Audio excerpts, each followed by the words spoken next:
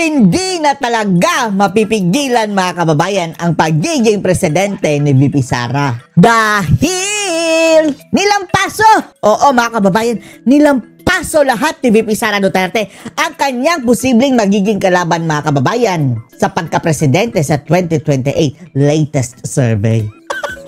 Tumataginting na 33.3% ang nakuha ni VP Inday mga kababayan at lahat ng sektor ng lipunan maka Duterte na mga kababayan. Yahoo! Yahoo! Yahoo! Kahit pa pagsamasamahin mga kababayan ang kanilang mga nakuhang mga puntos, lamang pa rin si VP Sara mga kababayan. At tingnan nyo.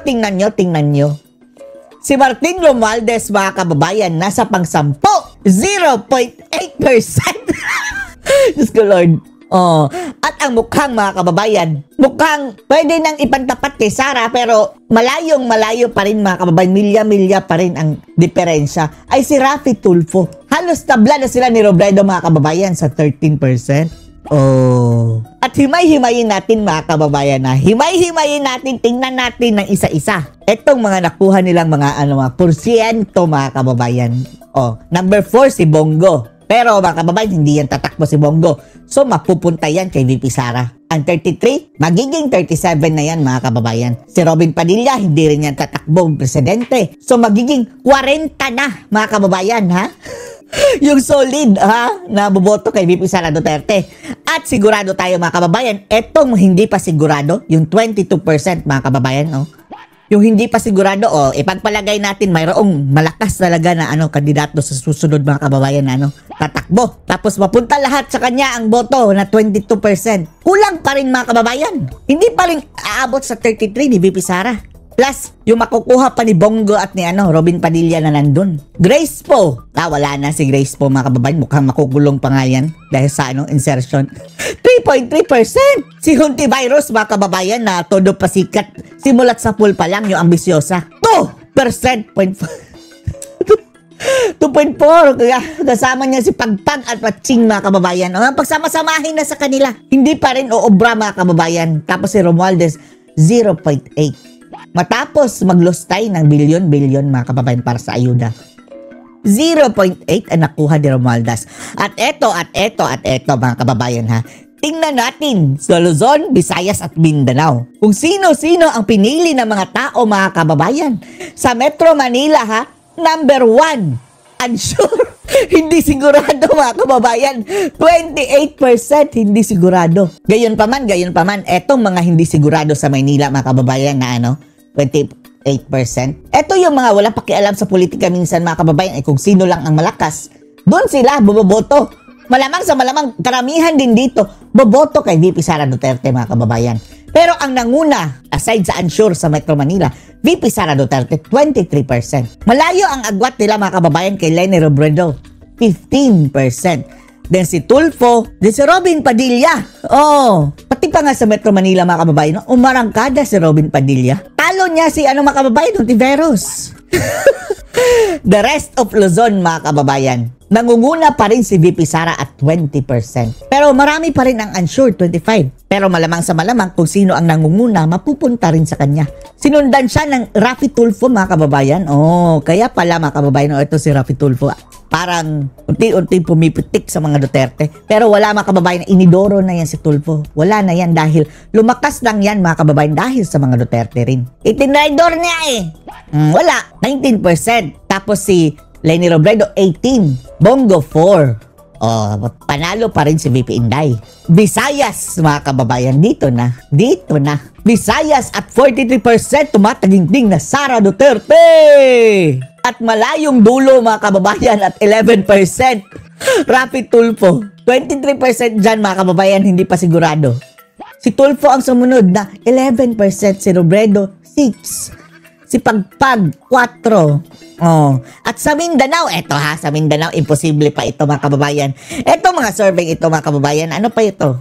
Mayroon pa itong bias pero they cannot adjust it all the way mga kababayan. Dahil mawawala sila ng kredibilidad Sa tingin pa natin, kinaltasan pa nga ang dito mga kababayan kay VP Inday. Dahil kalaban nila ang mga Duterte di ba? Mga survey firms. Mga bangag na ang kanilang mga kakampi. Mindanao mga kababayan, maniniwala kayo na 58% lang.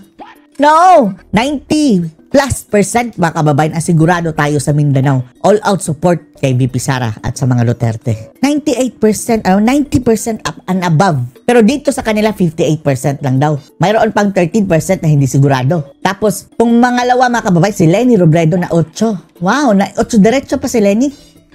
5% si Bongo, sigurado tayo ang Bongo. Pupunta yan kay VP Inday. At kay Raffy Tulfo, 5%. At pagdating naman sa affiliation, mga kababayan, pagdating sa affiliation, grabe itong WR numero, no? Pati mga pro-Marcos tinanong, pro-Duterte tinanong, opposition at independent, mga kababayan, tinanong. Sino ang gusto niyang presidente? Among sa pro-Marcos, mga kababayan, ang gusto nilang magpresidente. Karamihan sa kanila, hindi pa sigurado, 36%. Sa mga pro-Marcos, ito mga bangag, ito mga kababayan, ngiwi na mga kababayan. Ang numero 1 nilang choice si Raffy Tulfo. Tapos si Bongo, mas pipiliin pa ng mga pro-Marcos si Bongo. Tapos si Leni, mas pipiliin pa nila si Leni na mortal na kaaway ni dati, Bangag. At si Grace po. Wala talaga Sara Duterte na boboto sa mga pro-Marcos ko, no? Kaunti lang naman yan mga kababayan, mga pro-Marcos. Yan na lang yan mga bangag ba kababayan. Tapos ang nakakatawa din mga kababayan, sa mga pro-Duterte, 69% lang si Sara. Lord, paano pa sila naging pro-Duterte kung hindi sila boboto kay Sara? Ano ba yan? Ayusin nyo naman, WR. Ayusin nyo naman. 69% lang daw. Tapos sa mga pro-Duterte, mayroon pang boboto kay Leni na 7%. Mayroon pang boboto kay Raffy Tulfo na 5%. Sa Robin Padilla, 4. Pwede. Pero kay Leni at saka kay Tulfo, Diyos ko Lord. At sa oposisyon, mga kababayan, Leni Robredo, 52%. Oposisyon yan dilawan? Bakit oposisyon? Ang oposisyon ngayon, Duterte, mga kababayan. Ito sa mga dilaw pink lawan. 52% si Leni. Hindi pa nga blockbuster si Leni sa mga oposisyon. Raffy Tulfo, 12%. Namamangka sa ilog si Raffy Tulfo, mga kababayan, no? Pati si Sara, mga kababayan, mayroon pa boto sa oposisyon. Tabla pa sila ni Virus. Anong ibig sabihin ng oposisyon? Pink lawan, dilawan? Ewan lang natin, pero eto na ang independent, mga kababayan. Nangunguna pa rin si VP Sara. Malayo ang agwat nila kay Tulfo. 15 versus 21. Tapos Leni Robredo, Bongo. Samantala, dito naman tayo base sa edad, mga kababayan. Mga 30 and below, kagaya natin. Hindi pala. 30 and below. Ano pa ako, mga kababayan, 18 and below. Hindi pa pwede bumoto. You wish, I wish, mga kababayan. I wish bumalik ang kabataan, pero hindi na. 30 and below, mga kababayan. 36% si Sara. Number 1 si Sara Duterte, mga kababayan. Tapos, halos kalahati lang ang nakuha ni Leni Robredo na 17%. Tulfo at 8. Robin at 5. Tapos sa mga middle age, mga kababayan, 31 to 59. Sara Duterte pa rin, 34. Kalahati lang din, mga kababayan, ang susunod sa kanya, 16. Raffy Tulfo, Leni Robredo at Bongo. At sa mga senior, mga kababayan, Duterte pa rin ang number 1, 20%. Raffy Tulfo 16, Leni Robredo 13 at Bongo 6. Lahat talaga, mga kababayan, puro Sara. Except lang sa mga pro-Marcos at mga kababayan, mga dilawan. Pero bakit ganun, ganung survey, mga kababayan? At class A, B, C, simula sa mga mayayaman, middle class at mga nasa laylayan, mga kababayan, Sara Duterte all the way. Grabe. 33% sa mga alta, mga kababayan, at class A, B, C. Upper, middle, at saka upper class. 33%, kalahati lang, mga kababayan, talaga. Sa kasunod, mga kababayan, 16. Raffy Tulfo, 7. Romualdez, 4. Mga alta, no? Malaki ang Maraming bilib, mga kababayan, mga alta dito sa kay Romualdez. Siguro, isa ito sa mga mga kababayan, mga ka-business partner ni Romualdez. Nakikinabang din, mga kababayan, sa mga siguro katambaluslusan. Pero pagdating sa class D, mga kababayan, etong mga normal na tao, ordinaryong tao, mga kababayan, wala na si Romualdez, si Raffy Tulfo, si Leni Robredo ang second, third, si Raffy Tulfo, Grace Po. Pero Sara pa rin ang number 1. At sa class E, mga kababayan, class E, kahit sa mga laylayan, 34%. Sara Duterte, Raffy Tulfo ang second. 16. Wala mga kababayan, kalahati pa ang halos kailangan pa nilang doblehin ang kanilang rating para level kay Sara. Leni Robredo 12, ang bida sa laylayan mga kababayan, number 3 lang sa mga laylay, nasa laylayan. At Bongo, number 4 at 4%. Kitam mga kababayan, So, paano na yan? Taranta na dito ang mga bangag mga kababayan dahil mahirap na itong mga kababayan mahirap na itong magbago. Dahil ay itong boto na 33% mga kababayan ni VP Sara. Solido na yan! Solido! Hindi kagaya na ng sila Tulfo mga kababayan, si Leni at iba't iba pang mga dyan mga kababayan. Nag-fluctuate mga kababayan, nag-fluctuation ang kanilang supporter, hindi mga solid supporter. Pero ito kay Sara, solid na to. Mayroon pang baluarteng solid South mga kababayan. Kabilang na ang Visayas at lahat ng mga Cebuano speaking na area mga kababayan. Karamihan dyan, solid Duterte. Kaya lintik lang ang walang ganti dahil pagdating talaga ng panahon, pag maupo na si Sara, talagang malilintikan sila mga kababayan. Wala nang pwedeng pantapat kay Sara Sino mga kababayan? Huwag niyo sabihin si Ramon Ang. Kahit pa isali si Ramon Ang sa ngayon mga kababayan na mamigay pa siya, hindi siya papasok dito sa top 10. Erwin Tulfo, lalong-lalo na, bendalo. Kaya wala na talaga. Kaya ngayon pa lang mga kababayan, nagkakandarapan na sila na ipa-disqualify si VP Sara. Yan na lang ang kanilang nakikita mga kababayan. Pero sige, gawin nyo yan. Buong Pilipinas ang magagalit sa inyo mga animal, lahat ng sektor ng ating lipunan. Samantala mga kababayan, mayroon pong interesting na topic sa Attorney Harry Roque mga kababayan, tungkol sa update sa health ng ating dating presidenteng si PRRD. Panoorin po natin na kalusugan ni Tatay Digong. Estado ng katawan, kailan siya magiging dahilan para hindi matuloy ang paglilitis kay Tatay Digong. Well, pag-uusapan po natin ito kasi in 3 days time, December 5, deadline na ng mga doktor isumite ang kanilang rekomendasyon kung si Tatay Digong ba ay nasa sapat na pangangatawan at pag-iisip para harapin ang mga paratang sa kanya para humarap. Tatanggapin na pa kaya yan ng ICC? Dahil ang sabi nila mga kababayan, hindi daw basihan mga kababayan ang humanitarian. Diba? Sabi ng mga hudas mga kababayan, parang bigyan ng interim release si PRRD. Bibista dyan sa International Criminal Court. Ano ba magiging batayan ng ICC kung sila ay magdedesisyon na hindi na nga wala na nga sa sapat na kondisyon ang pag-iisip at katawan ni Tatay para harapin ang kaso laban sa kanya. Well, unang-una po, hindi po ito kauna-unang pagkakataon na sasagutin to ng court. Marami na po naging desisyon, lalong-lalo na hindi lang sa ICC, kundi mga international tribunals. Bago po kasi nagkaroon ng ICC, meron na tayong International Tribunal for the former Yugoslavia at saka yung sa Rwanda Tribunal na nakabase yung Tribunal for the Yugoslavia dito sa The Hague din, nandito pa yung building po nila. Actually, halos tapos na ang pagbibista ng Tribunal for the former Yugoslavia pero meron pa silang winding down. So may mga kaunti pang tao sila at nakikita ko paminsan-minsan na dito sila kumakain malapit sa akin dahil malapit din ako sa building ng dating Tribunal for the former Yugoslavia. So marami na mga nadesisyonan ang Tribunal for the former Yugoslavia at saka ICC kung kailan ang estado ng pag-iisip at pangangatawan ay magiging dahilan para sabihin ng hukuman na hindi na kaya harapin ng isang nasa sakdal ang kaso laban sa kanya. Well, ang criteria talaga, ang criteria na tinitingnan ng hukuman, kung kaya pa ba na akusado na sumaki ng tama doon sa kanyang paglilitis. Okay? Now, ano ibig sabihin nito? Well, ayon po doon sa Rome Statute mismo, ang titignan ng hukuman ay itong mga bagay na ito. Teka muna, Attorney Roque. Nakasulat ba yan talaga sa rules? Baka iti-technical na naman mga kababayan na hindi yan kasali sa rules. Pero gayon pa man mga kababayan. Mas mabuti na rin na lahat ng mga choices ating gagamitin na mga kababayan para lang at least interim release si PRRD muna. Naintindihan pa ni Tatay Digong kung ano yung anyo na at saka yung dahilan ng paglilitis laban sa kanya. Pangalawa, kung kaya pa ba niya magbigay ng mga tamang instruction sa kanyang mga abogado. Pangatlo, kung masusundan pa ba niya yung mga ebidensya laban sa kanya. At pang-apat, kung siya ay pwede pang sumapi at mag-participate sa kanyang depensa. So ito po ay mga desisyon na ng ICC mismo doon sa kaso ng Strugar at saka sa Gbagbo. Strugar? ICC decision. So mayroon na pala talagang jurisprudence niyan, mga kababayan.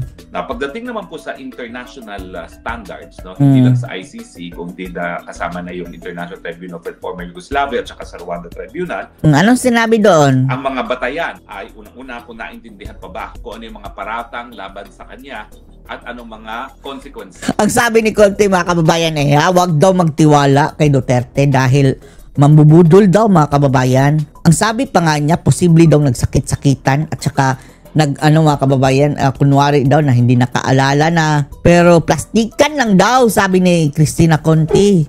Kaya wag daw magtiwala sa isang Duterte, mga kababayan. Kapag napatunayan. Ang animal, Ano ba si Conte? Medical expert na ba yan? Yan. Kung naintindihan pa ba niya yung mga papel na ginagampan ng lahat ng mga kasapi sa paglilitis. Kasama na hindi lang yung mga maestrado, hindi lang yung mga prosecutor, hindi lang mga defense, kundi pati na yung mga biktima at saka yung victims counsel. Tapos kung kaya pa ba niya na epektibong makipag-usap at mag-communicate sa kanyang mga abogado kung ano na desisyon na, at kung kaya pa niya, ito pinaka-importante, kaya pa niyang sundan, maalala at mapag-aralan ang mga ebidensya na isusumite laban sa kanya. At syempre, pinaka-importante, kung siya'y makakagawa pa ng mga tamang desisyon tungkol sa sinong mga magtitistigo at anong mga strategiya ang gagamitin para sa kanyang sa. Now, tignan nyo na Pero bago na mga kababayan, bago napakulong si Tatay Digong, sa tingin natin, okay pa man ang kanyang mga kababayan, di ba? Like cognitive. Although minsan, mga kababayan, mapapansin na natin na kapag nagsasalita siya, biglang lilihis ng topic, tapos hindi tumpak yung ibang mga mga sagot ng mga kababayan sa talagang topic. Malamang, mga kababayan, hint na yun na parang mayroon lang talagang mga kababayan ang kanyang cognitive. Mayroon lang something is anong dapat term dyan? Problema. Problema na lang. Pero overall, mga kababayan, kung oobserbahan natin dati, hindi pa man ganun kalala. Pero ewan lang natin, mga kababayan, na ngayon na kinulong siya ng 8 buwan na ba?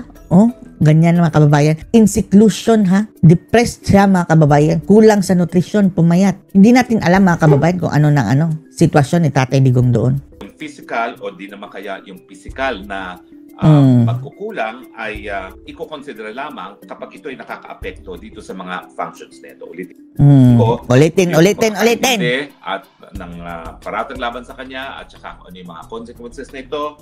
Pero yung piniresent si Tatay Digong, mga kababayan, sa ICC, utal-utal na siya mosalita, mga kababayan, hindi na diretso, yung talagang first and last na appearance si Tatay Digong sa ICC, hindi na naiintindihan, mga kababayan, at parang nilasing, mga kababayan, ng kung ewan na natin kung in-inject ng mga demonyo sa kanya. Para siyang binigyan ng mga kababayan pang pa-hypnotize, kung mga ganyan. Kung pa niya yung papel ng mga iba't ibang mga kasapi sa paglilitis, kung kaya pa niyang makipag-communicate sa kanyang abogado para sa depensa, kaya pa niyang alalahanin, maalala, at timbangin ang mga ebidensya laban sa kanya. At kung kaya pa niyang gumawa ng mga tamang desisyon pagdating sa mga testimonya at mga strategiya na gagamitin sa kanyang Now, ano naman po ang mga naging desisyon na ng mga hukuman? Well, mayroon na ba? Desisyon ng hukuman, mga international tribunals, yung physical na pagkakasakit ay hindi sapat.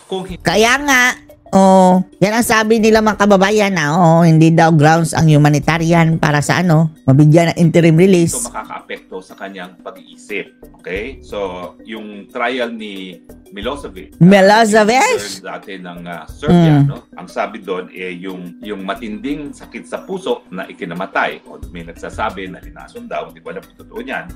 Yung matinding sakit sa puso ay hindi sapat. Nilason sa loob ng ICC? Halaka. Delikado ito, mga kababayan. May manglalason pala dyan sa sa loob ng ICC? Kayang humarap sa paglilitis. Sa isang kaso naman, yung Cecily, yung cancer at saka yung sakit sa puso ay hindi rin sapat para matigil ang paglilitis laban sa kanya. Aroy. Paano na yan, mga kababayan? May cancer na nga yung... May cancer, hindi pinayagan. So, tagilid. Kagaya ng mga kababayan. Bunganga ni Percival Sindanya. Tagilid. So, ang pinaka-importante yung pag-iisip Yung cognitive impairment, yun po ang bubusisiin ng hukuman. Ang hirap, hindi ko alam po ano yung cognitive sa Tagalog. Ang cognitive, estado ng pag-iisip, something ganyan na lang.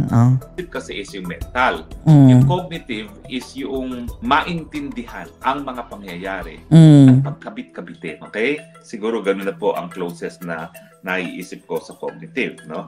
So, ito po ang mga desisyon, no? Doon sa isang kaso na gabago, sabi nila, cognitive fragmentation, memory gaps, and inconsistent instructions to count. So, yan. Yung hindi na nasa tamang pag-iisip, hindi na masyado naintindihan kung anong nangyayari, yung mga limot-limot na, at saka yung mga papalit-palit na instructions sa kanyang abogado, yan ay dahilan para sabihin na hindi na sapat o wala na sapat na pag-iisip na humarap sa hukuman isang nasasakdal. Pero, hindi naman siguro ulyanin si Tatay Digong, mga kababayan, no? Gayon pa man. Hindi tayo eksperto, mga kababayan. Masakit din, isipin, mga kababayan, na parang ulyanin na. Papalabasin na ulyanin. Pero kung yan ang tanging paraan, mga kababayan, para mapalabas si Tatay Digong. Bahala na sa mga kababayan, yung mga eksperto. Sa Struger, yung demensya, yung pagiging limot-limot na, at saka yung... delikado yung demensya, nakakamatay yan, mga kababayan. Yung pagiging ulyanin, 10 years, sana nga, mga kababayan, walang demensya. Dahil kapag may demensya, mga kababayan, in 10 years, wala na. Pati paghinga, mga kababayan, makakalimutan na yan isang taong may demensya. Cognitive decline, yung pagbagsak ng tamang pag-iisip, yan ay po pwedeng maging dahilan para maging temporarily unfit ang isang akusado. So, meron pang possibility na temporary unfitness, pwedeng permanent unfitness, no? At sa Ongwen, talagang yung pag-iisip ay talagang magiging hadlang para ituloy ang paglilitis kung ito talaga ay dahilan na hindi na makasapi ang isang nasasakdal. Parang pa lang ito, mga kababayan. Parang suntok sa buwan pa rin, mga kababayan, no? Lalong-lalo na itong ICC, parang ang kanilang manifestasyon, mga kababayan, sa the way sila magdesisyon, lalong-lalo na dun sa interim release. Bago lang. Parang something is fishy. Fishy talaga. Yan lang. Sa kanyang paglilitis. So yan talagang titignan natin. Sapat pa ba? Kaya pa ba niyang sumapi dito sa paglilitis laban sa kanya? So, kinakailangan po itong mga titignan, no? Unang-una, yung memory loss ni Tatay Digong. Naalala pa ba niya mga pangyayari? Ako, sa personal kong personal na karanasan ko, Tatay Digong, marami na siyang nalilito. In fact, bago pa kami maghiwalay, no? Paulit-ulit na lang, mga kababayan, no? Ang kwento ni Tatay Digong.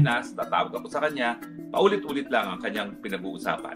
Na para bang... Oo nga, paulit-ulit na talaga, mga kababayan. Naalala na napag-usapan na namin. At ito, ako na may nagalaga ng nanay, ng tatay. Siguro, no, yun na ang manifestasyon, mga kababayan, no? Pero otherwise, okay pa naman, mga kababayan. Ng tiya na lahat ay merong Alzheimer's, ganyan po talaga ang early stage of Alzheimer's hanggang complete. Wag naman sana Alzheimer. Mamamatay ang pasyente niyan, mga kababayan, eventually. Anong nangyayari in recent times. Ang naalala lang talaga nila, yung matagal na mga pagkakataong nakalipas na. Yung difficulty maintaining attention, nakaka-concentrate pa ba, napapakinggan pa ba kung ano nangyayari sa papuya na tinitignan, no? Yung hindi na organized na pag-iisip, yung wala na siyang coherent thought, paiba-iba na pumapasok sa isip, no? Pero mayroon impaired reasoning or judgment, yung hindi na talaga makagawa. Hindi pa naman siguro umabot sa point na ganyan. Hindi na makapagbigay ng tamang instruction sa kanyang mga abogado. So yan po ang mga basihan para malaman ng hukuman kung nasa sapat pang kondisyon ng pag-iisip ang Tatay Digong. Memory loss, difficulty maintaining attention, disorganized or tangential thinking, impaired reasoning or judgment, or inability to give clear instructions. So ano pong procedure? Well, sa Disyembre 5 po, yun na yung first stage. December 5 ng hukuman yung mga rekomendasyon ng mga independenteng mga doktor. Now, siguro sabihin ko lang dito, 2 beses po na tinanggihan ng hukuman yung rekomendasyon pagdating sa mga eksperto na ibinigay ng court register. Kapalpakan po yun, ha?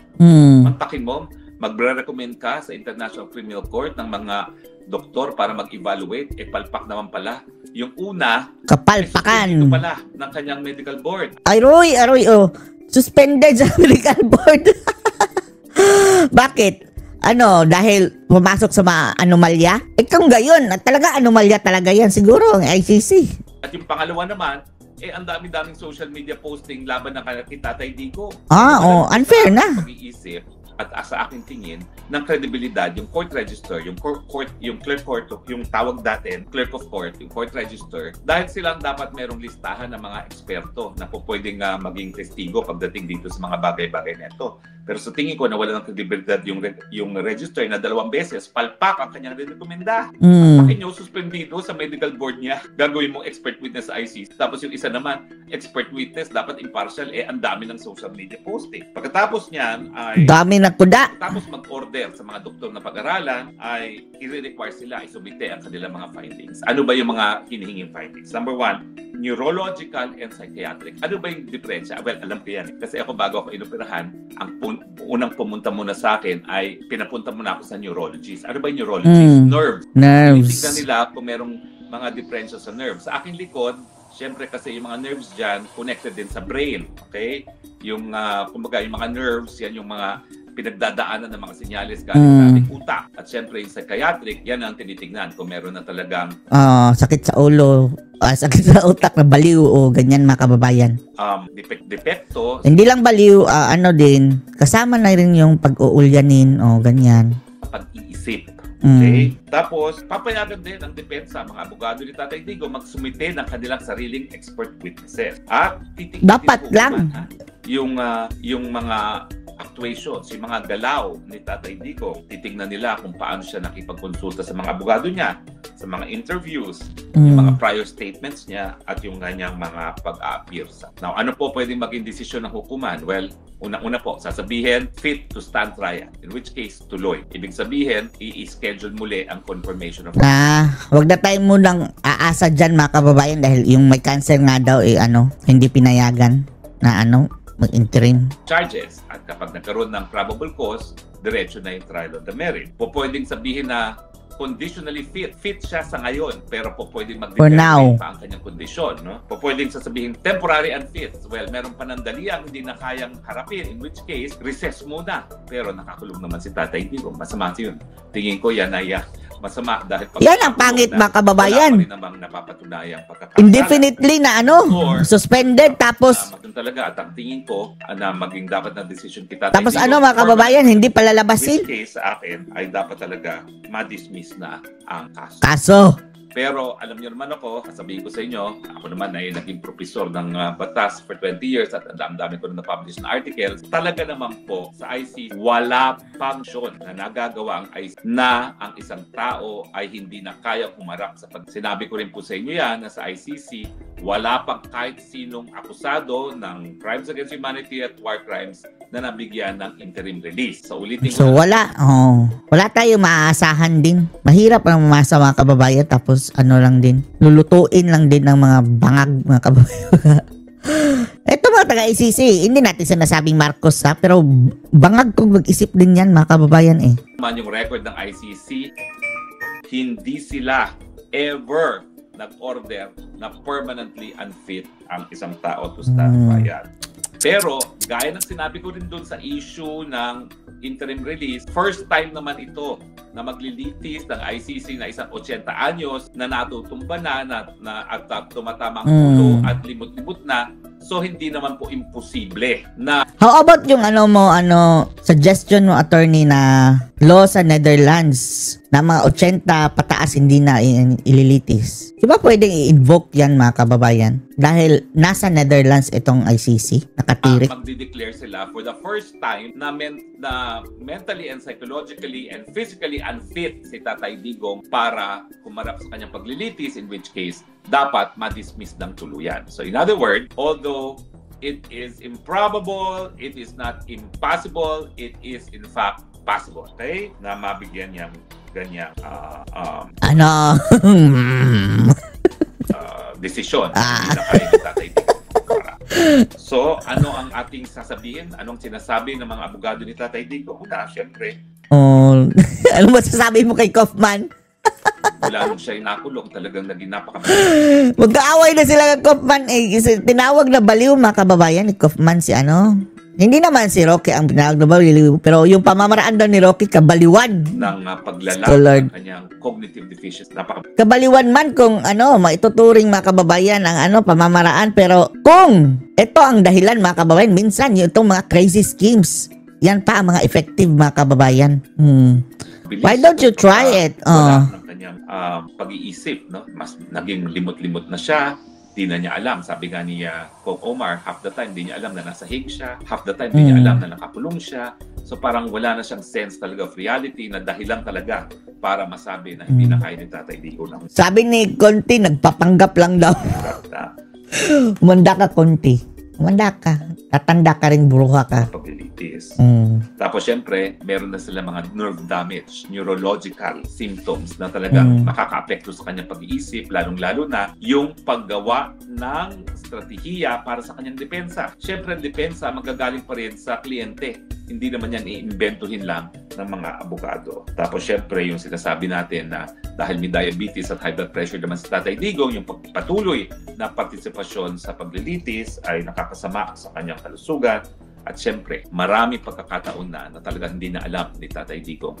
Alam mo, nung una, dati na naman yung kondisyon ni Tatay. Sa totoo lang po. Day one pa lang. Alam na ng pamilya. Alam ko na wala na sa tamang si Tatay. Kaya lang, alam mo naman sa Pilipinas, pag nawala sa tamang pag-iisip tao, kinahihiya. Kaya nung una, ang tingin ko yung pamilya, pinoprotektahan si Tatay Digong. Kasi alam na nila na limot-limot si Tatay Digong. Pero yun na nga kung hindi naman ilalabas ang katotohanan, baka siya malitis na hindi naman niya nangyayari. Alam kung ano na nangyayari dito sa kaso laban sa kanya. At sa tingin ko, hindi na talaga niya naintindihan kung ano nangyayari. Unang-una kasi, syempre, nung nag-law school si Tatay Digong, walang International Criminal Court. Hindi niya talaga maintindihan kung bakit siya ay dinilitis ng isang dayuhang hukuman na alam naman niya na wala ng jurisdiction nga kasi siya ay tayo bilang isang bansa ay bibigyan na sa pagiging miyembro. Ako nga ang nagbigay babala sa Assembly of State of Parties na ICC na kung gagamitin na sandata laban kay Tatay Digong na mga kalaban sa politika, itong hukuman, bibitiw tayo at bumitiw nga tayo. Mas malala pa kung siya ay naging limot-limot na. Siguro ang gusto lang talaga ng mga kaanak ni Tatay Digong, maalala natin si Tatay Digong kung paano siya nung siya ay presidente. Oo nga. Pero ang sa akin, miski aminin natin na naging limot-limot na si Tatay Digong at medyo wala na sa tamang pag-iisip, dahilan para hindi na siya makaharap sa hukuman, tanggap naman ng Pilipino yan. Dahil ang mga Pilipino naman, tayo, inaalagaan natin ang ating mga matatanda. At wala naman tayo inalagaang matanda na buong buo pang pag-iisip. Tanggap po natin na pag tumanda tayo. Yan kapag si Sara na presidente, di ba nakita na natin sa survey na mataas ang rating ni Sara posibleng nagiging presidente. I-impose si Sara mga kababayan ang itong parusa ni Imelda. Sa regular na selda, kung si Pacquiao mga kababayan, gusto niya ikulong si Imelda, pero sa special na selda, si Imelda, correctional. Pakulong natin mga kababayan. Ngipin sa ngipin. Magsama sila ni Bangag tsaka ni Admiral tsaka si Sandro. Lahat tayo darat na magiging limot-limot at unti-unti mawawala ang tamang pag. Sa aking mensahe sa mga mahal. Ito sila Bangag mga kababayan, wala na. Ang nasa isip mga kababayan, puro pangungurakot. Lord. Buhay ni Tatay Digong, huwag niyo pong ikahiyaya. Dahil yan po yung nangyayari sa lahat. Hindi lang po kay Tatay Digong. Bagamat, tayo naman po. Ika nga sa kasabihan, tatanda rin kayo. Yung mga mga kababayan, feeling nila sila na at their prime. Grabe na. Tatanda rin kayo. At higit sa lahat mga kababayan, lagi nating tandaan, memento mori. Memento mori. Always remember that everyone will die. Lahat tayo mamamatay. Alalahanin natin si Tatay Digong noong panahon na siya talaga ay nagserbisyo bilang pinakamagaling.